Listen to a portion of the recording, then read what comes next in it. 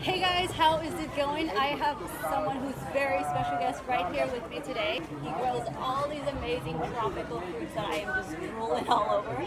So I'm gonna ask him some questions, and he has a lot of great stories and a lot of good tips to share with you guys.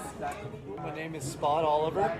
I'm a mariculturalist by trade. I use salts which are imported from Egypt, where we've tested for quality, involving very nutrient-enriched oceans. So we're combining these salts to grow corals, breed fish, and grow microalgae. And then with the exhausted salt water, we're finding ways to apply the nutrients to our tropical fruit trees. This has been a 7-year project of application in Vista, and so we've had a really good outcome with the tropical fruits we have growing now. Sugar content, our shipping abilities, and our flavor of the fruit is something that we're really focusing on. The ability to get you these tropical fruits growing in California and avoiding the shipping and picking ripe. That's going to ensure the quality and the flavor to you, the consumer, and that's my concern. Oh yeah, that's for sure. So, do you actually have any? What are the challenges in growing these in the winter? I know a lot of us in the U.S. think it's impossible to grow anything like these fruits you have. Right. So in wintertime, the biggest issue that we really like to stress, and I'm known for now, is I'm becoming a wood chip man or a compost enthusiast. What we're dealing with in California is 50 years of farming nutrient deficient methods. So by adding wood chips or composting and amending our soils again, we're creating an Amazonian style soil base. That's going to allow us to grow these tropical plants and really have them thrive and taste good. Oh, that's amazing. When I always stress on my channel that I like using the C90, all those trace minerals in the sea salt, and just applying that in the garden, and it really helps to enhance the flavors, not just the nutrient content, but the flavors of all the fruits and the vegetables, the greens, everything just has so much more. It's intensified. The flavor is amazing. Yes, lettuces and greens, you tend to bring out more of the nutty flavors that you can taste. The romaines, you didn't really get a musk to it. That plant ships better because of it, and it also really is hardier. So that tolerance that we're looking for in the summer heat, the leaves of the lettuce are actually thicker, and we're able to produce a longer season.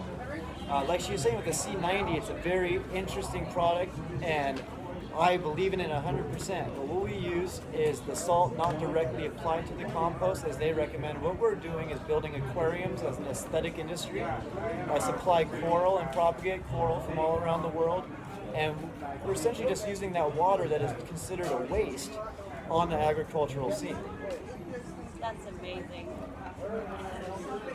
So after enough 7 years or so of application, we're just now starting to discuss the methods and the types of trees. We've been experimenting with the tolerances of a lot of these exotic fruits, and we're really shocked about myself growing up being taught that salt does kill trees, and we're finding that if that salt is diluted or at least exhausted through coral propagation or fish by changing pH and fluctuations, it becomes more adaptable to the fruit trees by changing the pH from a high alkaline situation to a more acidic situation, which is what the plants would require. Oh yeah, especially with the tropical plants, right? They prefer more acidic soil. Right, a lot of amendment, a lot of peat moss for your soil amendments, or just an organic wood chip matter, that really helps the acid part of it. So you're combining your soil amendments, your rocks, your decomposed granite, along with an acid base. And that's what the tropical plants really thrive on.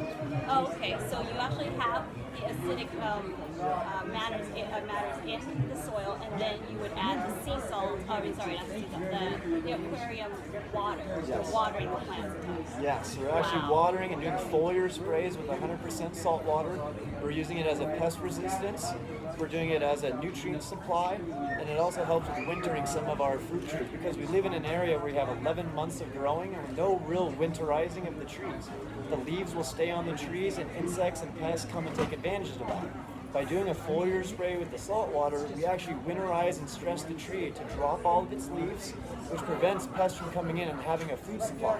So before the bloom ever happens of a pest invasion, we're removing the food source for it, but we're also supplying the tree with a nutrient source to make it through the 1 month of cold weather that we do have.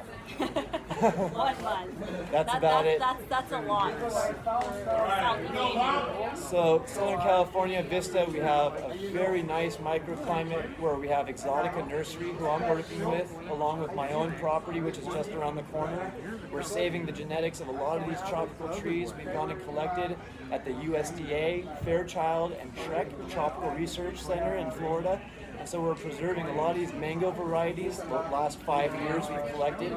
And now we're distributing throughout California. We're discovering more cold tolerant rootstocks. We're grafting on good flavored mangoes, and we're finding where throughout California we can adapt these mango trees, whether it's cold, whether it's hot, but we want to be able to bring a mango to California and grow it here.